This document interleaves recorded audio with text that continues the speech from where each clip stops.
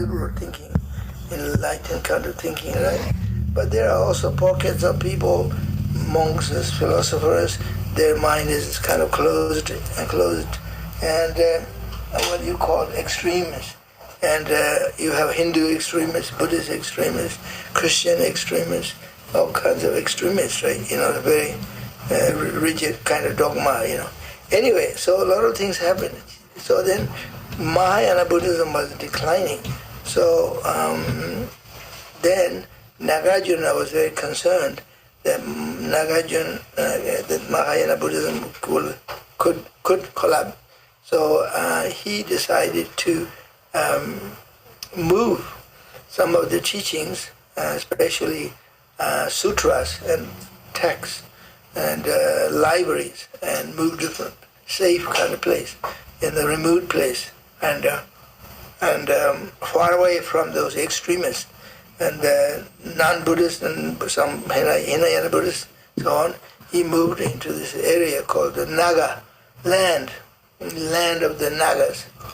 This is not the same Nagaland in eastern India. There is a province, state called Nagaland, as you see in the map. Nagaland, Tripura, Manipura, and near Bangladesh, and between Bangladesh and Myanmar, there's one state called Nagaland. And but this is not the same place, different kind of Nagaland.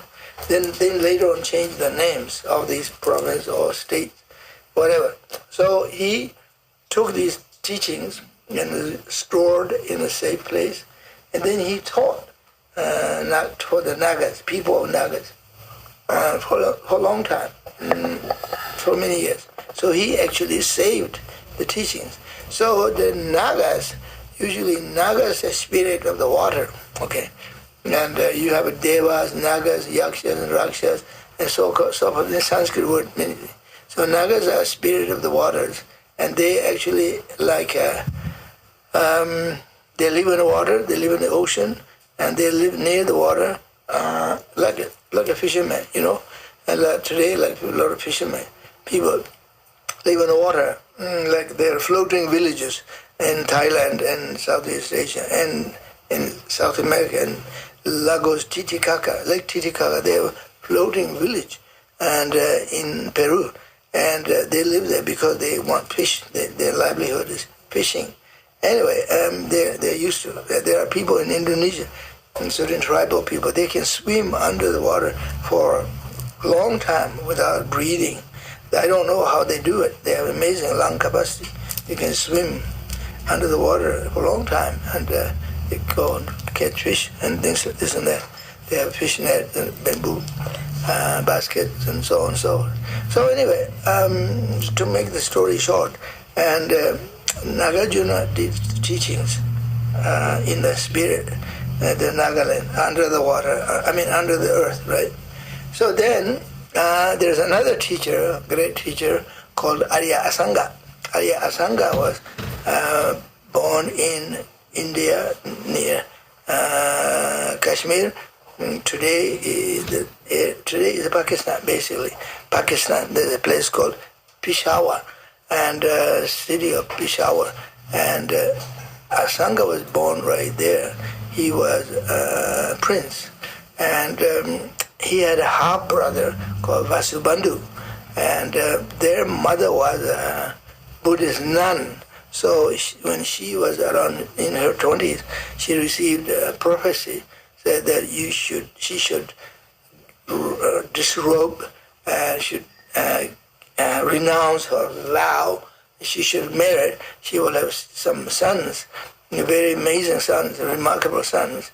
These sons are going to promote Buddhist teachings. They will preserve the Buddhist teaching. So she has two sons, Vasubandhu and Arya Asanga. Vasubandhu's father was a Brahmin, and Asanga's father was a king of Peshawar in this area. So they both are great scholars. So Asanga, what he did, he had a vision, he had a kind of goal, and he wanted to receive direct teaching from Maitreya Buddha. Okay, Maitreya Buddha is the future Buddha. So he wanted to receive teachings from the future, but he said, I don't want to wait until the Maitreya Buddha come down to the earth. And it's too far away, too long. I want to go myself up to the Pure Land, to see the Pure Land. I want to go up there and I want to receive teachings. To see the Pure Land. So Asanga was an amazing teacher. He went to the cave and meditated, and for 12 years. And I think last time when I went to India, January 2025, myself, Zasep Rinpoche, some people, we went to Bodh Gaya, and then we heard the Asanga's cave is not very far from Bodh Gaya. It's about an hour and a half by bus, and then you have to hike on the mountains. Now you can hike, because long time ago you can't go up there because it's very treacherous. You have to kind of bushwhacking through the forest, right? It's quite dangerous, But what happened? Some lamas, they found benefactors, some people from Taiwan. I think they built all the concrete steps going up, 1,400 steps. They made a beautiful step. So the area that is called Kurpa. The Indian local people, they call Kurpa caves. We have video. Zasep Rinpoche made a beautiful video. So in Tibetan word, they call Riwo Chakang, and they say this is the only place where Asanga lived there and meditated there. He wanted to see Maitreya Buddha. He wanted to have vision of Maitreya Buddha. He stayed there. He did a retreat first 3 years, no sign of Maitreya Buddha, and then he was quite tired. He said, I'm going to leave now. He was leaving, and he saw side of the rock. There was a smooth rock, and he was wondering, well, how come this rock is so smooth? And then he realized the bird nest, and the birds are flying backwards and forth, touching their wings on the rock. It made it smooth. The rocks become smooth. Then he thought, wow, the feather is so soft. The rock is so hard. And if you keep touching the rock by feather, even the most soft, light feather can make rock smooth over time, right? You need time, you need to practice patience, you have to practice perseverance, and if you have endurance, you can make even the rock smooth by feather. Then he changed his mind. He said, I'm going to go back to the cave. I don't want to give up. He went back, meditated 3 years, and no sign. And so that's 6 years now, right? And then after 6 years, he said, I've been meditating here, praying to Maitreya Buddha, no sign. I'm going now. So he left. And then he saw water coming down, little stream running through the mountains, and these rocks are become very smooth, water running. And then he thought, wow, this is amazing. The water is so gentle and soft. Over the years, so many years, the water made the rocks are smooth. Well, you can see all over the world, right, today, and then in the mountains, Himalayas, and down Arizona, New Mexico, and those places, these rocks, they made very smooth. They are smooth because of the water, right? So he said himself, even water makes rock smooth. So I think I should go back, meditate. And so he went back to the cave, meditated another 3 years, so 9 years. And after that 9 years, and nothing happened. Okay, and then he said, I had enough. I'm so tired, I'm getting older too now. After 9 years meditating, very little food and fasting, kind of, and you only eat what people offer you, right? So he decided to leave, and then he met this old man making some kind of tools, make chisels and hammers, all kinds of metal stuff, and he was also using very primitive chisels and hammers and drilling tools, And then Asanga said, your tools, your chisel, they're kind of very old, kind of not very sharp, not very good. And how can you carve rock? And why you're doing this? And the old man said, no. And you just have to have a patience, perseverance. My tool looks kind of dodgy, right? Looks kind of bad, but they're good. And believe me. So Asanga said, okay, I think I go back. So he went back to the cave again. 3 more years. So now, 12 years. 9, 10, 11, 12 years. Same cave. So then he was very sad and cried, and then he said, I'm leaving now. So left, he went down to the valley and then going to somewhere, maybe Gaya or somewhere, town. Maybe there was a town there. He was walking, and then on the way he saw this dog is dying. He's got injured. He's got sore on his body, and there was a maggot eating part of his flesh. Then Asanga felt so sad for this dog, so sorry. He had so much compassion. So then he said to himself, I'm going to save this dog. And how do I save this? This is dying. Oh, this maggot eating his body. And I don't know, I can throw away the maggot in dirt. The maggots die, and they're sentient beings too. So it doesn't really make much sense, throw away all the maggots, save the dog. So then he said, I'm going to cut a little bit flesh from my leg, put the maggots on there, on that flesh, save the maggot, and then the dog will be free. Save the dog. Okay. So then he said, okay, I'm going to cut flesh from my leg. And he was very nervous and a little scared, right? Of course, cutting your flesh. Never done that to yourself, So you could bleed and you could maybe die from bleeding, right? And so he was kind of meditating there. And then when he opened the eyes, suddenly the dog disappeared. So instead of dog, Maitreya Buddha appeared. He was so shocked, he fainted, and he was collapsed.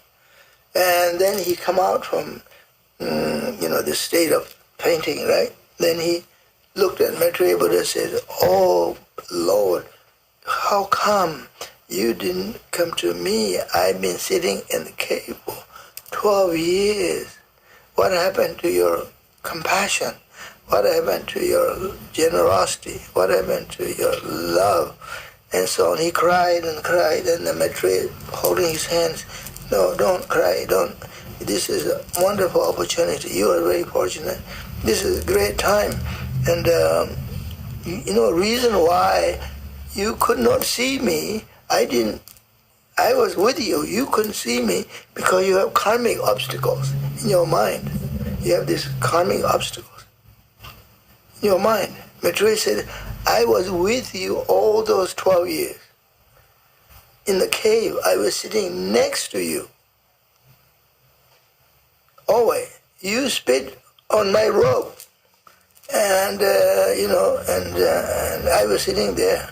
And because your karma, negative karma, you couldn't see it. Now, today, your karma is completely purified due to the great compassion for this dog. You had so much compassion, tremendous compassion. It's amazing power of your compassion. All the negativities are gone. So then he said, now I'm confused. Where is the dog? What did you do to the dog? Did he run away or what? Whereas he was dying. And then Asanga, Maitreya Buddha said, there is no dog. I manifested myself as a dying dog for you to have compassion. I did it to you. So Asanga said, I have a hard time believing this whole thing, right? And so then Maitreya said, okay, now you don't believe me, we go downtown. I will sit on your shoulder and walk down. You tell people, can you see Maitreya Buddha sitting on my shoulder? They won't see because they don't have the right kind of mind, wisdom, right? So, okay, let's go. So Maitreya said on his shoulder, he was walking, this monk walking down the street, he said, hey, everybody look at me. Can you see Maitreya sitting on my shoulder, And people thought, oh yeah, you're crazy now. You're mad. You've been sitting in a cave all those years and nothing happened to you. And now you are saying that you got Maitreya Buddha sitting on his shoulder and we don't believe you, right?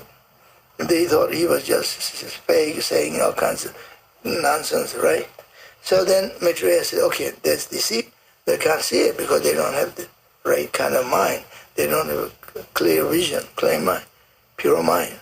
So then Maitreya said, let's go. Go to Pure Land, Tushita Pure Land. Asanga was big shock for him. How do I go to Pure Land? You come with me, okay? And how do I travel? We travel with a fast siddhi. It's the Sanskrit word siddhi means power, superpower, supreme power. You now got it. Let's go with me. You can levitate. You can go right through the mountains. You can come with me, fly with me like a bird. Let's go. So Asanga said, wow, this is cool. I'm having a good time now. And how long will it take to get to Tushita Pure Land? And say, Maitreya said, no, you're talking too much. Stop talking, let's go. Let's go. So they went. And then all of a sudden, boom, he was in Pure Land. Already in Maitreya Buddha Pure Land, Tushita Pure Land. So then Asanga was so happy, he was so overwhelmed, I never see Pure Land before. I look around, wow, there's so many Buddhas and Bodhisattvas, and beautiful basically heavenly trees, heavenly birds, heavenly grass, heavenly water, everything is just, everything perfect, right? Then he looks at himself, oh, my body is changed now. I don't have bones and flesh. I don't have this heavy body. I'm not hungry. I don't have to eat. I don't have to go anywhere else. And I can just floating around and going wherever you are. Okay, now what we are doing here. Then Maitreya Buddha said, okay, I'll now give you teachings. I will give you teachings. Okay, teachings. Okay, so then he gave teachings. Then we have 5 sutras. Okay, Mahayana Sutra Alankara, Abhisamaya Alankara. Then there is other like what do you call it? Uttaratantra, Mahayana Uttaratantra. And there is, in Tibetan we call Chuyin Namje, Uta Namje, and another 2 texts, Chuyin Namje, Uta, describing about Shunyata, and Uta Namje, describing about beginning and end, about the philosophy, 5 teachings. So Maitreya said, you should write down all these things. Okay. He wrote down everything, made it into 5 texts. He called the 5 treatises of Asanga. So then he gave all these teachings, and then Asanga said, and Maitreya said, now you are ready to go back to the earth. You should go back to the earth. Take these teachings with you. So he did. He wrote all these teachings, then come back to the earth. So we have those texts today. It was in Sanskrit and translated into Tibetan. So when I was receiving teachings from my teacher, I was only like 16, 15, 16, 17. I was sitting there, wow, this text, I said, my guru, Geshe-la, he said, this text was composed by Asanga in Tushita Pure Land. Yes, not on earth. And he said, yes, in the Pure Land. Wow, I never seen text that was composed in Pure Land. That's incredible. This text is kind of a different text, right? Kind of magical text. Because in my mind, I was so excited. And then my teacher said, you have to memorize this text. Mondo J, Mahayana,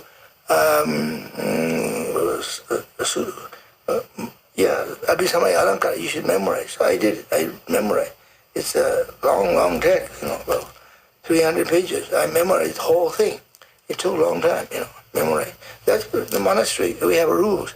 The monks have to memorize. and sutras. All the monasteries same.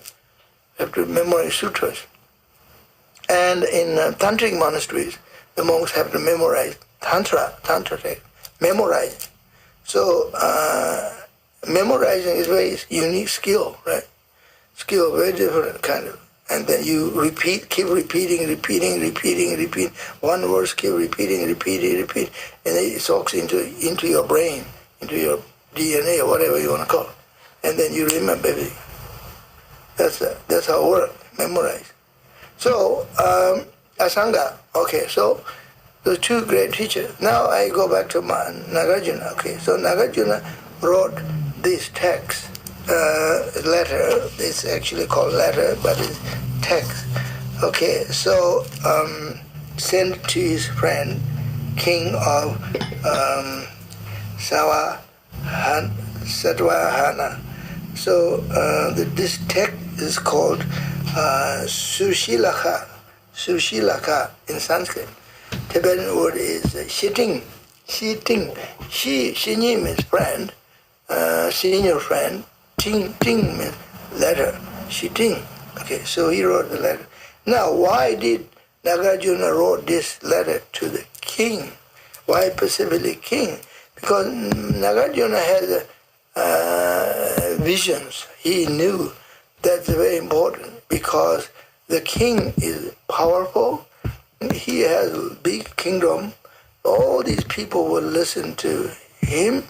And when I sent this letter to the king announced to the people, to subject, everybody should read this sutra and study and practice. They will, and they did. It made kind of like a law, Dharma law. And it's a Dharma, because king was what we call Dharma king. In Tibetan, we call, Tibetan language, we call Choji Jalpo, Chuja Nyangime, King Ashoka, Chuja Nyangime. And in Tibet, we have three great Dharma kings. King Sungtsen Gampo, the first great king, he was considered emanation of Avalokiteshvara. Then we had a great king called Trisong Detsen. He was considered emanation of Manjushri. Then we had another king called Tiralpachen. He was considered emanation of Vajrapani. Okay, so people have lots of respect, right? And so also Nagarjuna knew that this king is a powerful king, and people would take his teachings, take it basically literally. And this king is also, the king needs teachings. And so there are many kings. Majority kings are not Dharma kings, they're non-Dharma kings. And they want power, just like today's kings or presidents or prime ministers or leaders of the world, right? They want power, they want money, they want conquering, they want to take over another kingdom, they want the resource, gold and silver, and diamonds, and this and that, these old days, right? And nowadays you want the, oil and natural gas and rare earth, whatever it's called. They make all kinds of computer chips and so on and so forth. So that's why we have the war. So many wars going on because of the resource. They want oil, control oil. And that's what today's leaders do that. Back then, even Buddha's time, after Buddha's time of Nagarjuna, they did the same thing, kings. For example, I said the other day, the Chola kings from South India, from Madras, Tamil kings, they invaded Sumatra. Sumatra is called the island of gold, Indonesia. One huge island, right? And they have so much gold. So they invaded the Tamil people, Chola dynasty. They have a very powerful navy, that thousand navy and boats. And they went, invaded, and they took over. And then the king of, Buddhist king, Shri Vijaya Empire collapsed. Then there was no people suffer, people become poor. And then they couldn't support the monasteries. And then Atisha's guru's monastery, and Dharmakirti, and Selingba, we call it in Tibetan, Lama Selingba. Selingba means island of gold, you see. Lama Selim passed away, and the monastery collapsed, and then Buddhism declined, and then Islamists came, Arabs came through Malacca Strait, and for again same reason, gold and trade, and then Buddhism gone. Okay, that's what happened. So Nagarjuna realized this king is good king, a very important king. We need more Dharma king who will practice justice and make it Dharma law, spiritual. And so that's why he wrote this letter.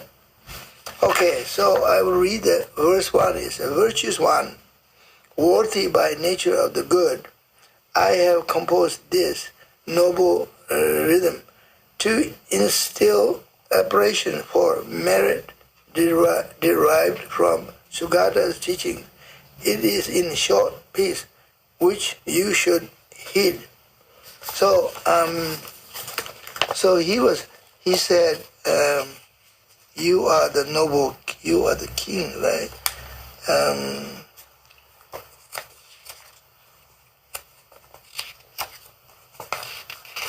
Yeah. Yonde Raji, Tibetan word, Yonde Raji, give Dagenes, Yonde Raji, give Dagen, their worship is Sungye, legend. So you are the king, you have so much wisdom and knowledge, and you are worthy of learning the virtues, learning the Dharma. You're a very smart king, right? You're a good king, but you need to learn more. You have the ability to learn because you are born with the wisdom. So, and when you already have wisdom, right?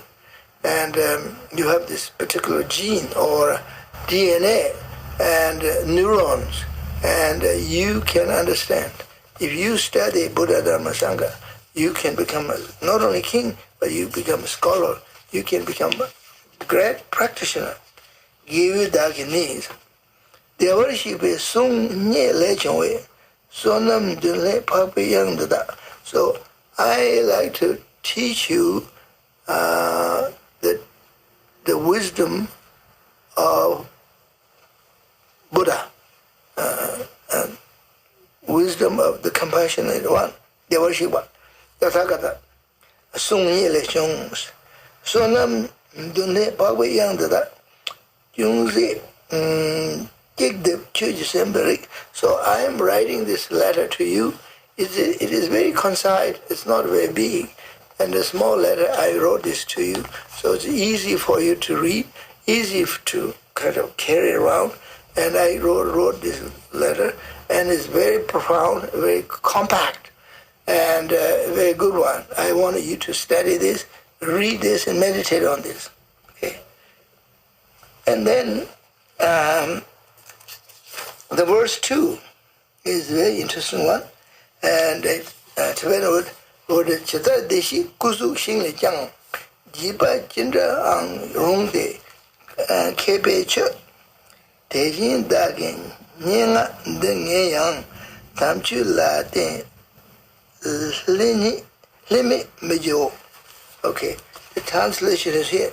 Wise men reverend figures of the Sugatas made from wood or such, whatever they be like, just so, though this pottery of mine for be poor, scorn it not, for it I based upon the sayings of the holy Dhamma. So he was talking about he's talking about holy objects, okay, and so statues. So according to Buddhist tradition and Hindu tradition, we have lots of stupas, pagodas, we have a lot of statues, okay, unlike Islam and Muslim, they talk about no idols, right? And Christians have a lot of things, like especially Catholics have big churches, Jesus statues everywhere and all kinds, especially Russian Orthodox and Ukrainian Orthodox And the Catholics have so many. I was in South America, in Peru and Bolivia, those Catholic churches. There's so many icons, saints, everywhere, so much gold everywhere, gold is everywhere. Icons everywhere, idols everywhere. But anyway, so in Buddhism we have many statues and stupas, right? So remember you asked question last week, why we build up statues, big stupas, big and big, keep going bigger and bigger. Why? That's a good question. We usually don't think why, right? Because why not? That's the question. Why not? Why not build a huge stupa, huge temple, huge monastery, huge stupa, huge statue? So then what happened during the communist Chinese or communist Russians, Soviet Union, Bolsheviks, they said, see, religion is opium, religion is bad because they waste all this wealth building these stupas, building statues, gold statues, huge, and deprived. People have no food. These monks are no good. Lamas no good. And the religious people are bad.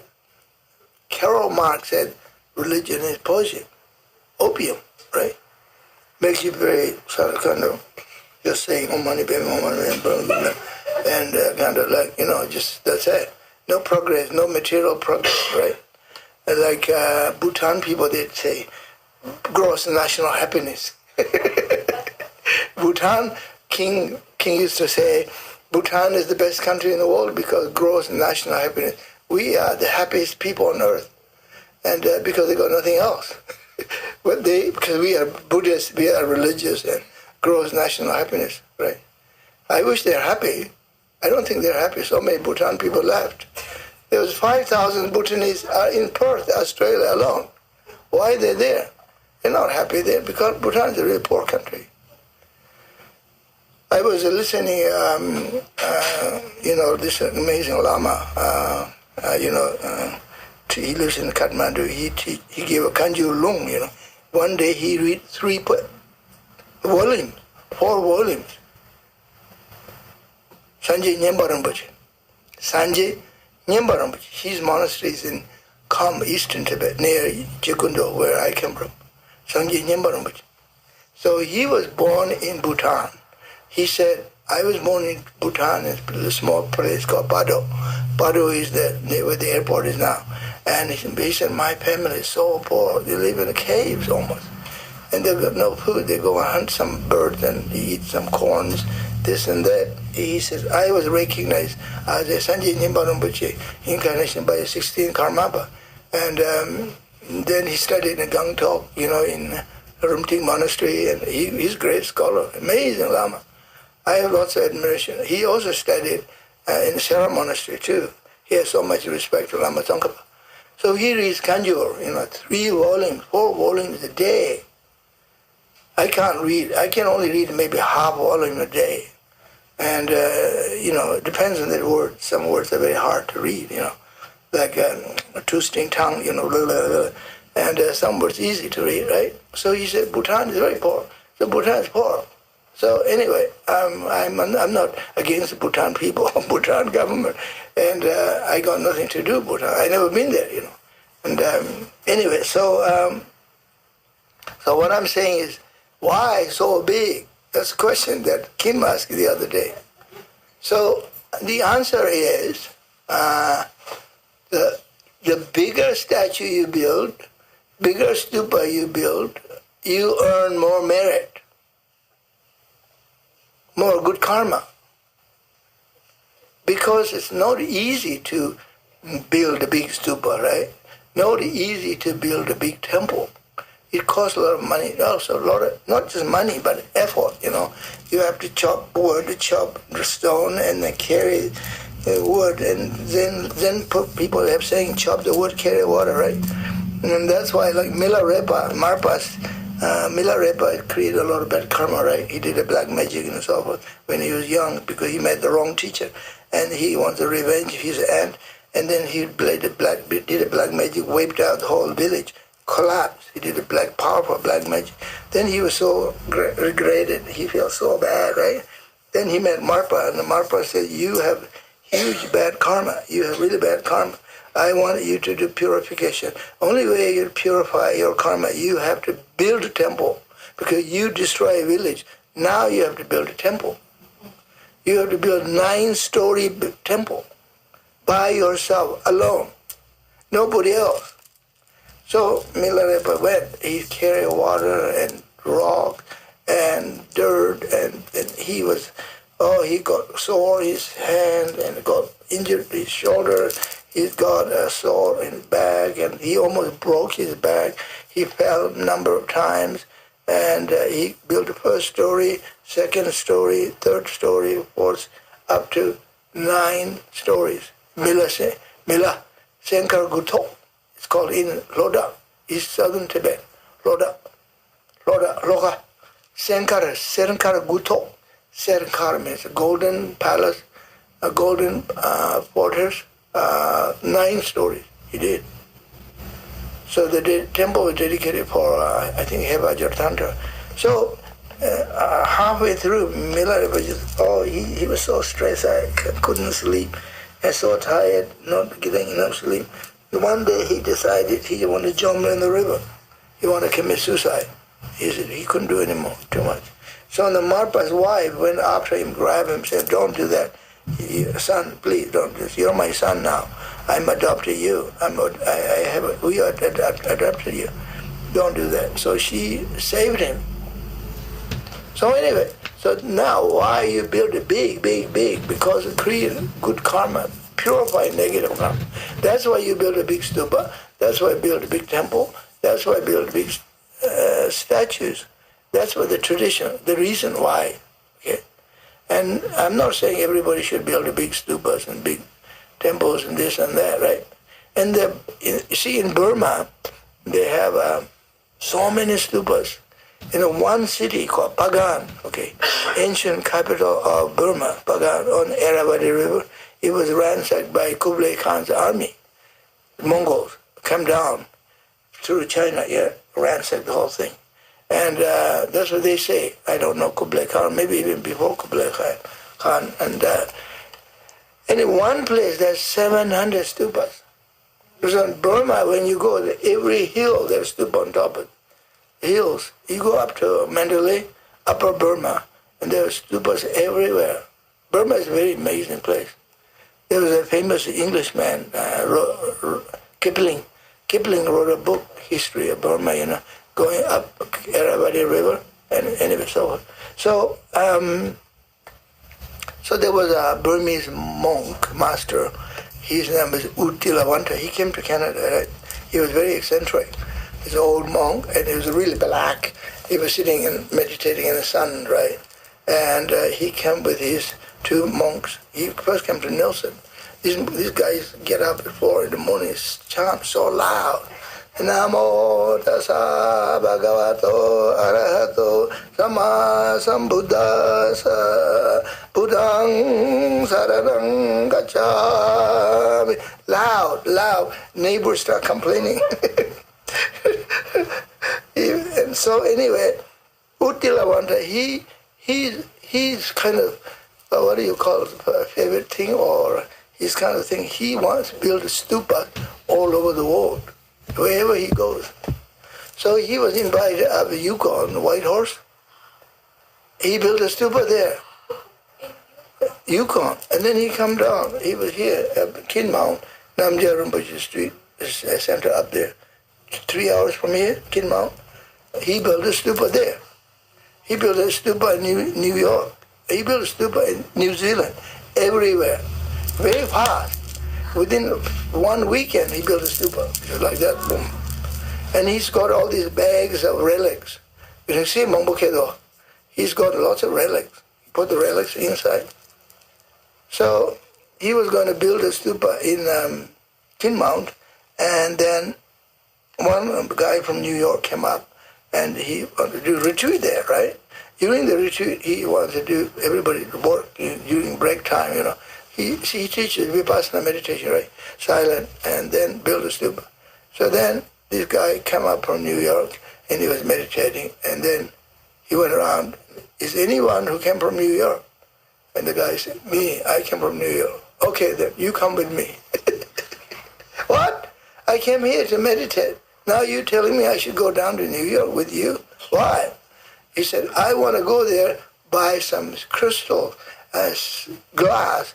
I want to build some gold paint for the stupa. I want to buy a whole bunch of stuff. We go for a shopping trip to New York. So he said, no, please. I live all my life in New York, and finally I got time here to do retreat. Now you tell me I should go back to New York where I live? Oh man, why me? Ajahn said, Uttila said, no, you're coming with me. So he was kind of sad, right? So they went, and then when he got to New York, he called his wife. He said, why are you here so soon? I thought you were doing a retreat up there in Canada. No, the master said I should come down with you, with him, do shopping. So they went around and did shopping for 2 days in New York, and then while they're shopping and talking about Dharma, non-stop Dharma, on the way up talking about Dharma, way down Dharma, and then at the end he said, that was the best thing ever happened. I spent 4 days with the master, every day, non-stop talking about Dharma. I asked hundreds of questions. He answered all the questions. That's way better than just sitting there and breathing in and out, So he said, I'm so lucky. He chose me to go down, and we did. And then we bought all the stuff. Now we built a stupa. Uttila Wanta. His name is Uttila Wanta. Is Mongolian word. I'm not Mongolian. Myanmar, Burmese word. Means Mr. Uttila Wanta. He was a monk. So anyway, the stupa. So now here, Nagarjuna is saying, he knows there, because this king is a Buddhist, right? So he built a stupa too. King Ashoka built Jatong Trimbom Chiawa Saya. About 100,000 stupas all over Indian subcontinent. Even more than 100,000. Tibetan word is Chiawa. Jatong Trimbom is 100,000. Saya is million, right? Chiawa is billion. 10 million. So Ashoka built 10 million stupas all over India, from South India up to Afghanistan and Tajikistan, all the way to Burma. 10 million stupas. Why? That's a good question. Why? Oh, wow. Because he felt very bad. Before he became Buddhist, he had started war with the Kalingas, did a lot of killing, slaughtering. Then he was so sad, he was remorse. He said, I killed so many people, I give up. Then he became Buddhist. So he wanted to purify his whole karma. That's why he built stupas. King Ashoka, the Great One, right?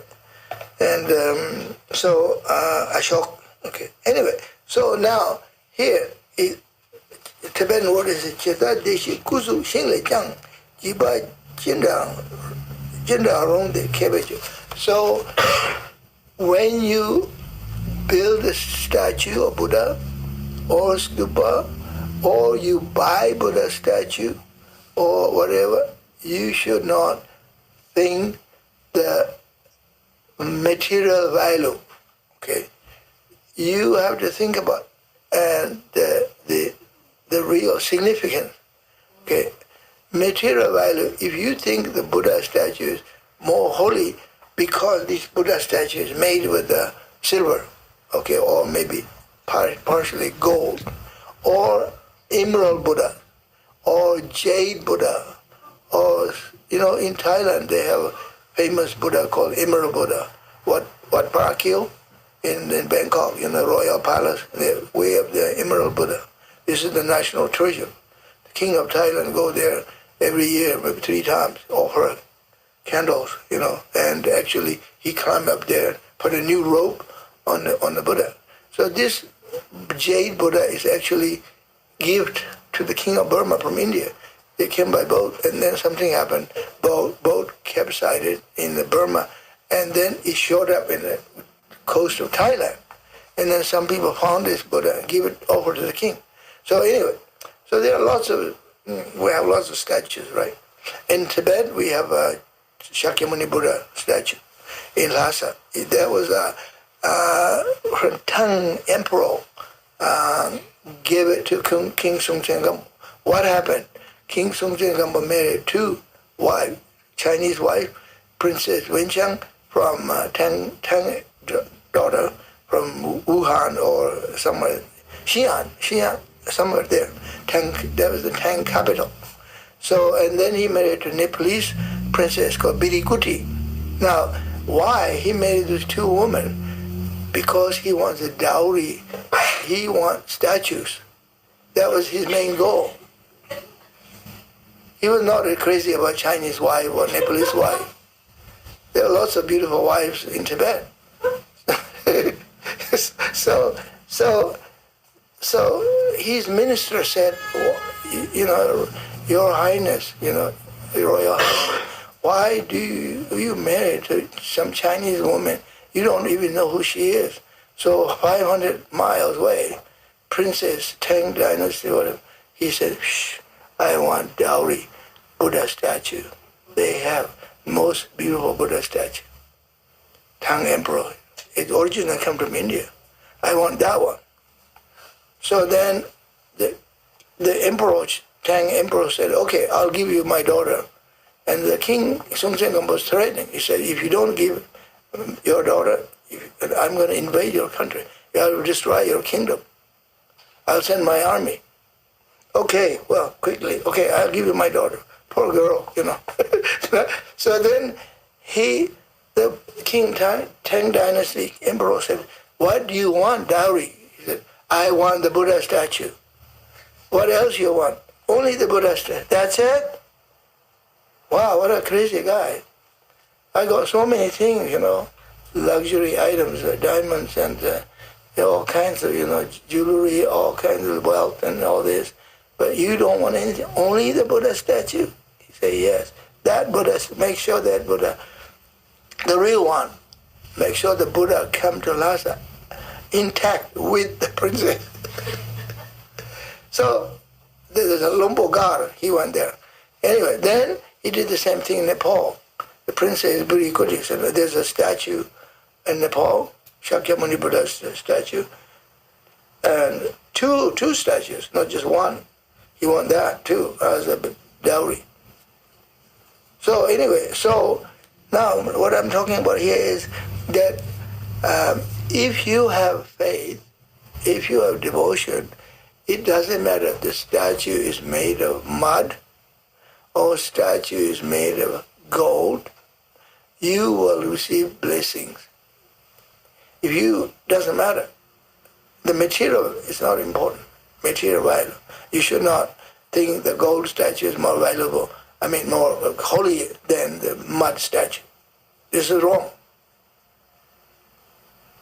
Okay, so, Kiba Chandra, Chandra Rong the Kebenche, Tejin Dagi Mengan de Nia, Tamchi, Jula, Mimiji. Okay, so,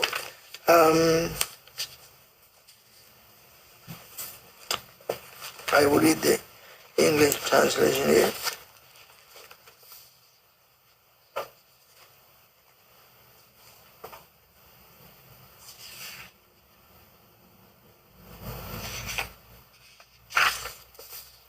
Okay.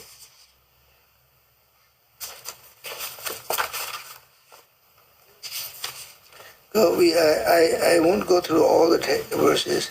I will choose some topics that are more important.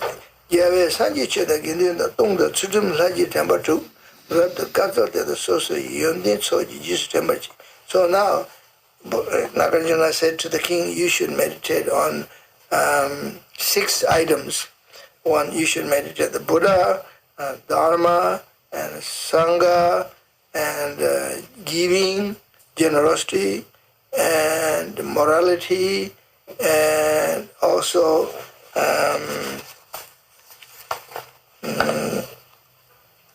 generosity, morality, and the deities recall each of their several virtues. So he said you should first meditate on the Buddha. And basically it means you should take refuge to the Buddha. Buddha as an example, take refuge to Dharma as a path, and you take refuge to Sangha as a spiritual community, and you should also practice generosity. Okay, generous dana. You have to give. Give as a king. You should give, and you should teach people how to give. You should teach people how to be generous to each other. Generous, and people, the rich people should give to the poor. They shouldn't be poor. It should be everybody equal. No rich, no poor. Everybody should be equal. And morality. You should have a pure morality, good law, and spiritual law, dharma law, and and people should not do non-virtues and practice 10 virtues, and have a dharma, practice dharma law, morality.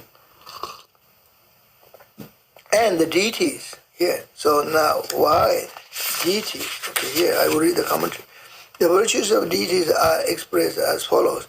There are deities ranging from the classes of the four divine monarchs, Manakarajakarika, and the 33 deities, and so on and so forth. Basically, it means there are lots of deities.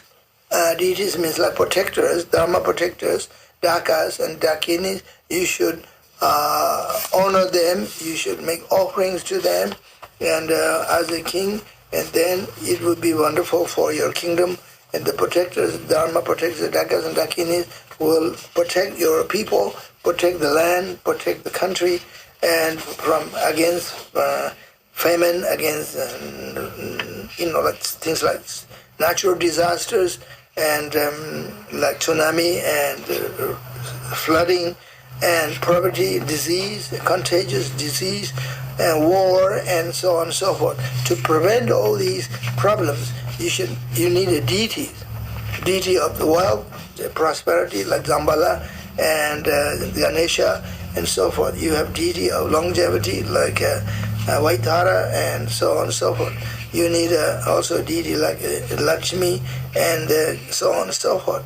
And you need the deities. Okay. So this is the advice. 6 things one should do.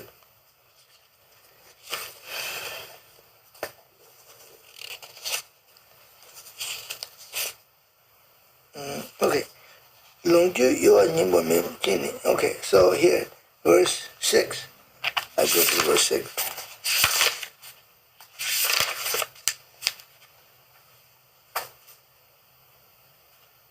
Recognizing wealth to be ephemeral and insubstantial, exert yourself properly in the liberal acts towards to the bhikkhus, brahmins, and poor and friends for the future. There is no better friend than liberties. Okay. Longju yowa nyingbu me chene gelong tramse tinda shinamla jemba tsujin zaji parod jembe jinle jembe nincho mai machiso. So Nagarjuna suggests the king, advised the king, you should practice generosity. You should give food, give medicine, give education, build schools, and build medicine, health schools and hospitals, things like that. And this is very important. And then he also said you should give charity to the monks, bhikkhus, and brahmins. And Brahman means priests, right? Like Hindu kind of type of priest. And bhikkhus and brahmins, and give for the poor and needy. And this is the best way to build a friendship. And giving is important. Giving makes people happy, and then they will be interested in spirituality. If they're hungry, they can't practice spirituality. How can? Right? I was in Delhi one time. I was staying in a guest house, and so this Englishman, he said, "How come the Indian people don't meditate? I came from England. I'm Westerner. I want to meditate, practice, but you guys don't meditate." So the owner of the guest house, he said, "Well, you have to fill up the belly, and then you think about meditating. You guys came all from England. You got lots of dollars, and easy for you to say that to us. We got 1 billion people. 1 billion people in India. There are so many people hungry, and they have family and children, and they can't just sit there and meditate. They're hungry. You can't meditate when you're hungry, unless you're doing fasting retreat, unless you're doing nyungne, Nyungne is Tibetan word, fasting retreat, that's different. But interesting is, when you do nyungne, you don't get hungry. We did nyungne recently in Nelson, right? First day, end of the day, you get a little bit hungry. Third day, no hungry. I wasn't hungry at all. I feel good. So good. You don't have to cook. You don't have to eat. You don't have to do dishwashing. You don't have to do anything. You just meditate and go for a walk. Read books. Wonderful. I don't really want to eat. The next day, we start eating lunch, right? And I said, why? Why eating? I'm not hungry. Right? And some people feel a little dizzy and they start almost fainting and no food and so on and so on. One person quit. And we ask people, if you feel sick, lightheaded, whatever, you should quit. Eat some food, throw something on your mouth, almonds and some chocolate.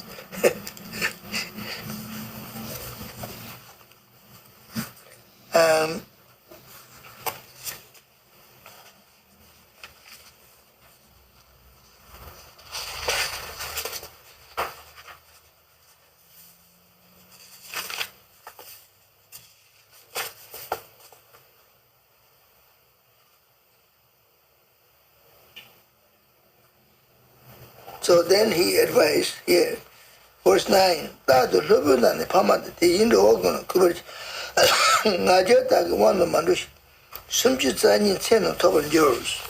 So you should respect your mother and father, and also you should respect for your teachers and venerate them, and repay kindness of your mother, repay kindness of your father, repay kindness of your teacher, and then you will obtain the realization, Dharma realization. This is offering, repaying kindness of mother and father and teachers and so on and so forth are the cause of realization of bodhicitta.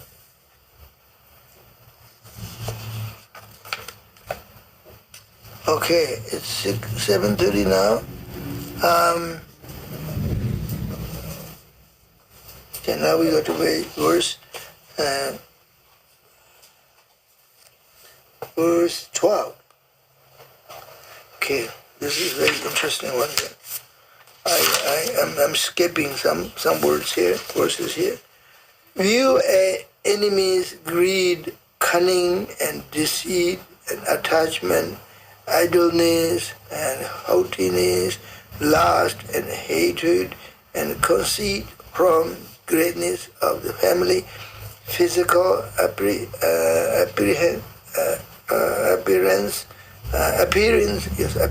learning, health, and authority. So, sena yuji chat, nyamleda, ngombe ngaje, chada, docha shiranda, rigda zuda, tuba langsada, mountain chiva jeber, So now this is about advice on meditation, how to meditate, how to practice Dharma in everyday life. In other words, how to integrate Dharma practice in our everyday life. So this is very important, right? We talk about how to integrate Dharma everyday life, because you are not a monk, you are not nun, you are not a hermit. If you are a monk or nun or hermit, all you do is just meditate, practice, read, study in the monastery, right?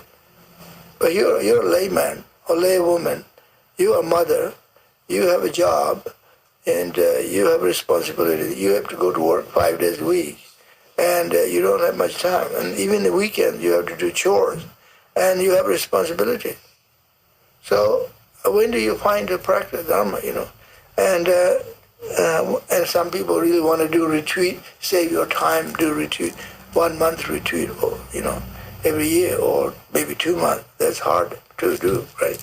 And some people are looking forward to get retired, They want to retire early, and 60 or 63 early, so that then you have a lot of time, and to meditate, but then you don't have enough pension.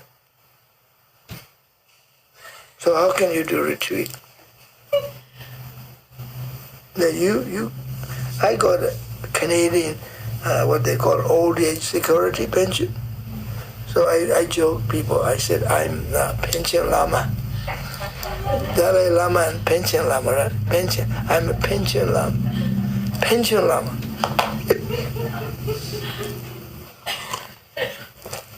I don't get Canada pension, and because I don't have taxable income, right? But I get old age security and pension. And then one of my students, her mother, she's Chinese, she said, Rinpoche, you should get supplement. You can get pension supplement. I said, what's that? Supplement. Because you're single, you have no wife, no children, you must get supplement. I don't know, I want supplement or anything. And I have some issue, resentment, because I think very carefully about karma, yeah. So I said to myself, I was kind of resist about pension. I don't want pension.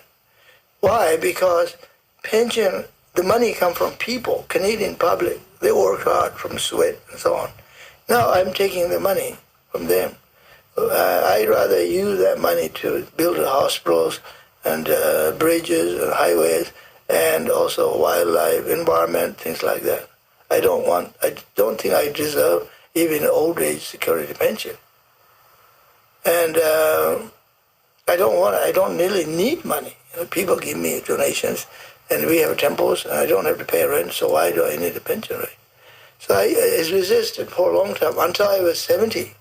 Then I thought one day, I think should I get it, because in case, I'm traveling, sometimes you need a little bit more money, but whatever, buy some medicine, vitamin, supplements, and this and that, or traveling, And so I decided to apply old age security pension.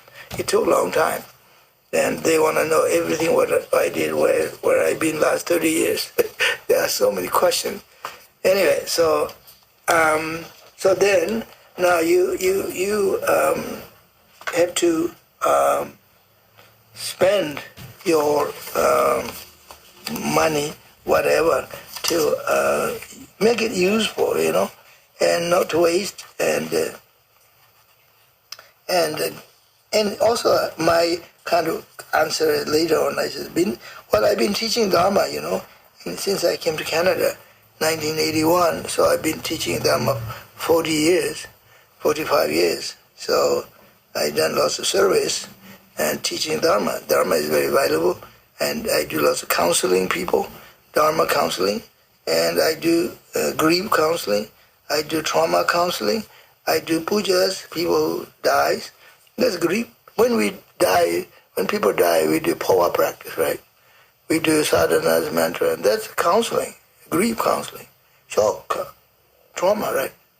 Because people are family dying and so on, so then we do puja together. they feel better, right? They feel better, and they grieve. They become less grieving, less trauma, right? I do power. Recently, one lady, she died. She did an assistance, a death. So I did a power on Zoom. And then a few years ago, one lady died. Again, she wants to die with assistant dying. So I did a power, and so that was helpful. I feel it was helpful.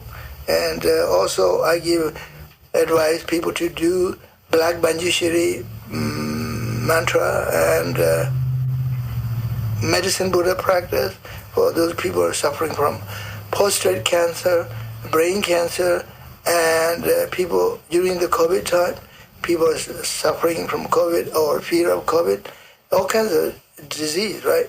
So Black Manjushri practice is very powerful, and medicine Buddha, of course, is powerful, and it makes a difference, right? And it helps a lot. So so this is all wonderful gift service for the community, right? Okay, I think I will leave it here now. It's almost 8 o'clock. If you have any questions about Dharma in general, service and society and morality and giving and so on and so forth, things that Nagarjuna advised for this king, Satvahana. Yes. I have a question. Yeah. Because you talked about Nagarjuna and how you gain merits by building stupas. Right. And Lama currently have been involved in building stupas in many, many different places. Right. So for most people, lay people, Yes. we don't have the capacity, in that sense, to build stupas, Right. Right. So if we wanted to increase or multiply our karma, our merits, Right. then what would be the alternatives to do that? Could we do more generosity practices, more kindness by offering food, help, assistance to people Right. on the street? What are the options to building stupa? Well, that's you actually answered. You answered the question, and yeah, those are the options. Okay, so now I like lay people can build stupa, and okay, you can help the lamas who are building stupa. You can help them, right? Anywhere in the world. Yes. You can help them, no problem. And for example, in Australia, in Victoria, this place called Bendigo. Bendigo. Lama Yeshe and Lama Zopa wanted to build a stupa. Yes. They built one already. Yeah, I know. Last year they did a consecration. Yes. Huge stupa. And they also have the big Maitreya Buddha there too, right? Yeah. Yeah. I don't know where the material, but they built a stupa. Yeah. So actually this stupa is different. It's not just solid stupa, but this is actually stupa and temple combined together. Mm-hmm. There was a place called Jiangxi in Tibet, near Shigatse. There were a very famous stupa called Bangun Chotin. And the big stupa, and then there was 7 temples. Yeah. And they have a statue of all the bodhisattvas, Samadhabhara, Akashagarbha, Akshobhya, and so on and so forth. And so part of this temple, stupa is a temple, people can go there, meditate, teach, and they have library, they have everything. They even have gift shop. They have a coffee place. They have everything. And so the top part is stupa, which is good. That's what we did. I think good to build a stupa, build a temple where there is no temple, where there is no stupa. It's no point of building more stupa and more temple, same area, like almost a competition, What's the point, right? Actually, I remember the first Dalai Lama, his name is Gendun Tup, he was very famous. He was Lama Tsongkhapa's disciple. He didn't have the title of Dalai Lama, actually. Dalai Lama title only come out from the Mongols back in third Dalai Lama's time. The Mongols, they call Dalai Lama. Dalai is a Mongolian word. And before that, there was no Dalai, the first, second. So Gendun Tup, he said, I want to build temple where there is no temple. I don't want to build temple where there's so many temples. He said, I want to build a statue where there's no statue so that people can go there and they can benefit. That's what he did. Tashi Lumpo is an auspicious mountain. Tashi Lumpo, Shigatse, It's beautiful. They have big Maitreya Buddha statue. I was there. And you're going to go see on the way to Mount Kailash. I think first day you stop in Shigatse or maybe have a lunch there.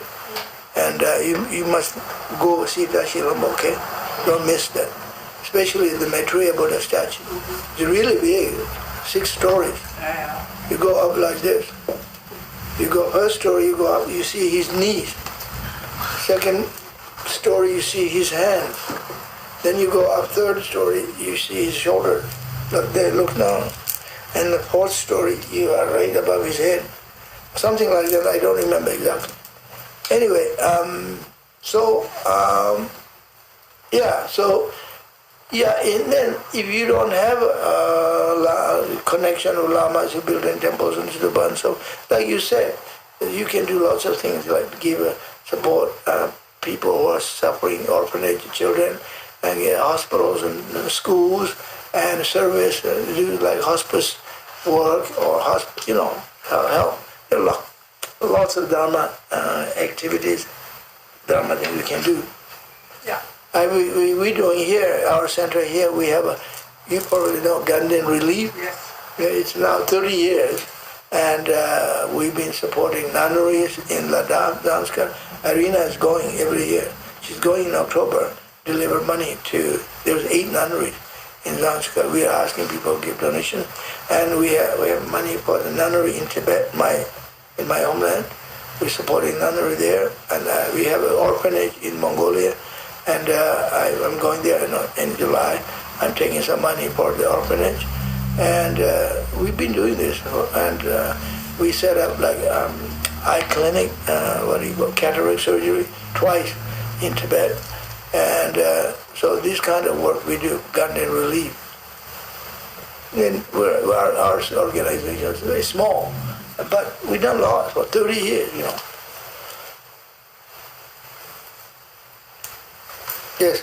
Rinpoche, I thought I read somewhere that stupas, because of its there's some sacred geometry type because of the proportions. Yeah.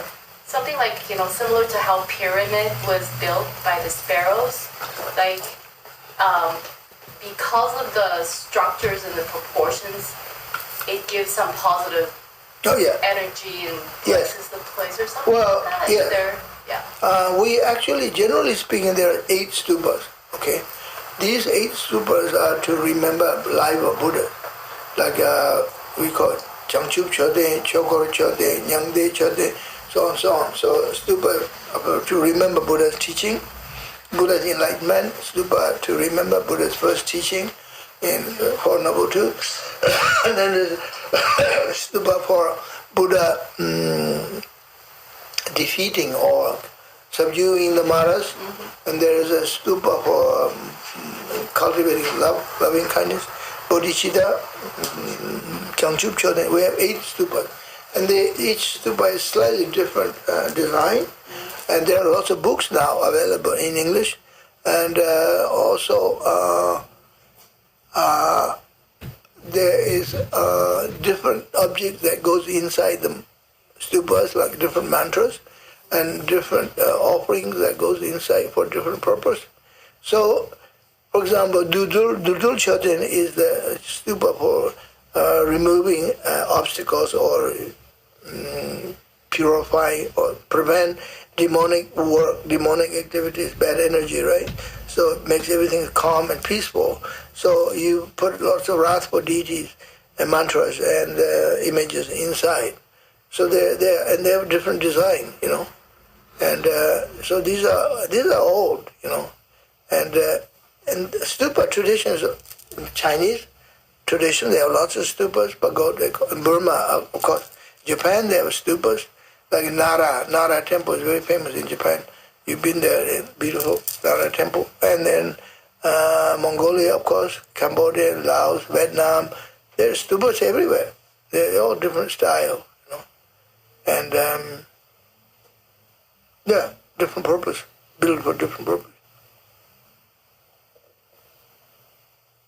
So one thing that you put inside the stupa, you have to have a relics. Find the relics of Buddha or Bodhisattvas, relics put in. And then we call ringsil in Tibet, ringsil. Then what happened if the relics can multiply, can increase? For example, Nagarjuna put relics of Buddha on top of the in Bodh Gaya, not Bodh Gaya, in the Mahabodhi temple on the top, and then it increased, and then top of the stupa body cracked, and then come down all these relics, and then they restore it. That happened. And also in Kathmandu, Swayambhunath, there's a stupa. What happened? One of the Nepalese king, he invited this Ganden Tiba, one of the Gelugpa masters, come there, did the consecrating, and then multiplying relics. The abbot of Pejeling Monastery, he gave me one relics, and come from there. And I put it in our stupa in Nelson. And I got a number of relics. Actually, one of my Chinese students, Ken Lee, he used to live in Toronto, and he moved to Vancouver. And his mother had two relics, and Karmapa, 16 Karmapa, gave it to her. She gave it to me, and then I kept inside a little jar. And then Kuten Lama, in Indiana, Kuten Lama told me I should put some saffron. So I put saffron in there, and after 2 years, it become, instead of two, become three. So little baby relics. So I put the whole thing inside our stupa in Nelson. I heard it somewhere, I don't know if it's accurate. It is said that the relics we should have a stupa to house the relics, otherwise the celestial beings like to take them. They will take it away? Yeah, they'll take it. That's why it has to be a stupa. Is that true? Well, if they want some, let them take. They're not going to sell it. They're not going to put it on eBay. Let them take away, maybe in God realms where they need this relics too. Yeah, maybe. Yes. I'd like to share. I don't know if you know Lama Konchok. He was with Lama. He was part of the Koban Monastery. Oh yeah. Oh, I know Geshe Lama Guncho. Yeah, Lama Konchok, yes. Yeah, he passed away. Yes. He's incarnation founder. He's already, yes. Yeah, I know Lama Guncho. I was there for his consecration. Yeah.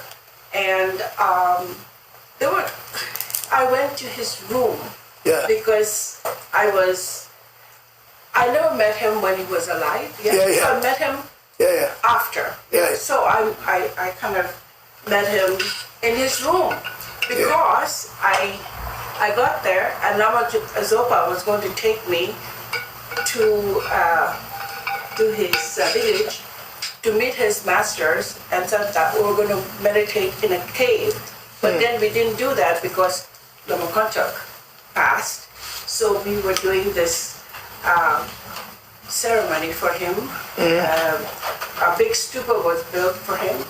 And I felt really sad because I couldn't get to go to the cave. So Lama Zopa said, you're going to go and sit in Lama Konchak's room and you're going to meditate there. So I go into Lama Konchak's room and suddenly the room became bright golden. And then all the little relics that he had generated, yeah, they all started to sparkle, like this. And I'm thinking to myself, oh my God, what am I doing here? What does it mean, So I had no words, so I just sat there and just tears coming down my face. And then his assistant, Tenzin, came in and he said, oh, I'm so sorry to interrupt you. So he left. And then I sat there, I don't know for how long, but it was an amazing experience of grace. Yeah? Yeah. I didn't do anything to deserve it. I didn't ask for it. I was told to go there. And then it just happened. And I thought to myself, Yeah. oh my God, yeah? Yeah. So that's the power of relics, I think. Yeah, sure. And I'm not so sure it needs to be contained in a stupa, Yeah. but it was a Lama context room, yeah? Right. Well, I think that a lot of his relics are put in a stupa too. Yeah, And stupa, yes. remember they did a stupa tour? Yeah. They did a relic tour. Yeah, I remember that, yes. Yeah, Vancouver and all over the place. Yes. And I know Geshe Lama Kunjo, he's from Sera Monastery.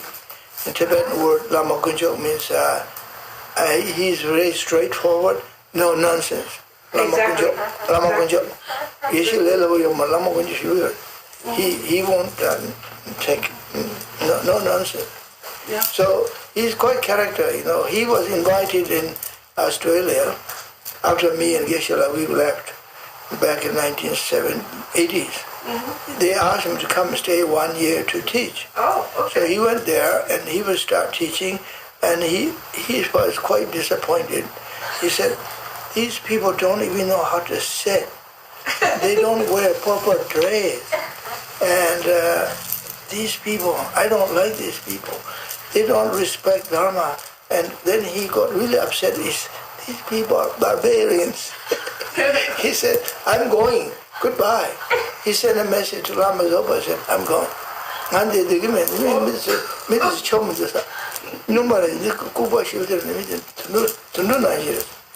I don't want to waste my time, these people. He just left, took off. He said to Derek, buy me one-way ticket. Go back to Kathmandu. And they did. He just left. But I also heard that he was a very high-level practitioner of Vajrayogini. Yeah. And because of that, he was highly realized in that field. So I kind of had a connection with him on that, because it kind of, Yeah. Yeah. Well, there's a movie made about his search. Yeah. There's a young monk. He's from Nepal. He's a Geshe Lama Kunjo student. He made the search. He found the Tulku and enthroned Sera Monastery. He made the movie about the whole journey, about search of the Tulku. And I met that Geshe too. He's a Nepalese Geshe, and he's wonderful. And anyway, so it's now 8 o'clock. So thank you very much. Thank you very much. Yeah, thank you. Thank you. See you not tomorrow, day after tomorrow, Thursday.